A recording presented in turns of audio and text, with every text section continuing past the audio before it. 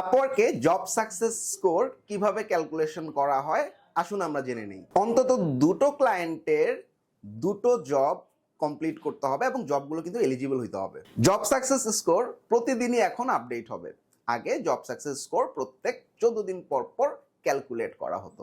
শেষ 24 মাসের এলিজিবল কোনো প্রজেক্ট বা কন্ট্রাক্টের প্রাইভেট এবং পাবলিক ফিডব্যাক এর পাশাপাশি লং টার্ম রিলেশনশিপ এবং কন্ট্রাক্টের লেন্থের উপর ভিত্তি করে জব সাকসেস স্কোরটা প্রদান করা হয়। আমি একটু সহজে বুঝাই বলি। ধরা যাক আমার শেষ 24 মাস পর্যন্ত আমি যে কটা কাজ কমপ্লিট করলাম সেগুলোতে যদি আমি ফিডব্যাক পেয়ে থাকি, মানে অর্থাৎ ক্লায়েন্ট যদি রেটিং বা রিভিউ দিয়ে থাকে, সে প্রাইভেট এবং পাবলিক দুই ধরনের রেটিং বা রিভিউ দিতে পারে।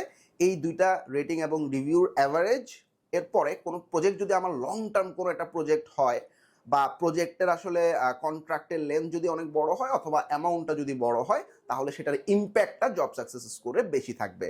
আর কোনো জবে যদি আমি ফিডব্যাক না পাই বা ক্যান্সেল হয়ে যায়, সেক্ষেত্রে কিন্তু সেই জবটা ফিডব্যাক পাওয়ার জন্য এলিজিবল না।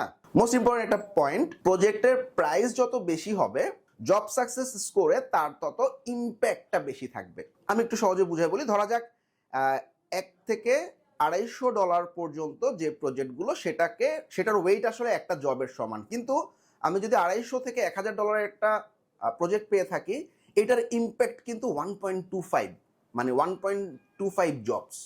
আবার যদি 1000-এর উপরে আর্নিং থাকে কোনো একটা প্রজেক্টে, এটার ইম্প্যাক্ট কিন্তু 1.5 জব, তার মানে 1.5টা জবের সমান ওয়েট সে ক্যারি করতেছে। তার মানে আমি আর্নিংটা যত বড় হবে তত আসলে আমার জেএসএস আমার ইম্প্যাক্টটা তত বেশি থাকবে প্রজেক্টের। যে সমস্ত ক্লায়েন্ট ফিডব্যাক দিবে না, নাম্বার 1। নাম্বার 2 হচ্ছে ফিডব্যাক রিমুভ করা হবে অথবা কোনো আর্নিং ছাড়াই যখন জবটা ক্লোজ হয়ে যাবে তখন কিন্তু এই ক্রাইটেরিয়াগুলো জব সাকসেস স্কোরে ইফেক্ট ফেলে না কোনো একটা জবের এগেইনস্টে। এছাড়াও নতুন ইন্টারফেসে আপওয়ার্কের জব সাকসেস স্কোর ক্যালকুলেশনটা আপনারা অনেকটাই ভিজুয়ালাইজ করতে পারবেন এবং আশা করি অনেক এনজয় করছেন। যারা নিজস্ব স্কিলে এক্সপার্ট তারা অবশ্যই আপওয়ার্ক মার্কেট প্লেসে চেষ্টা করবেন।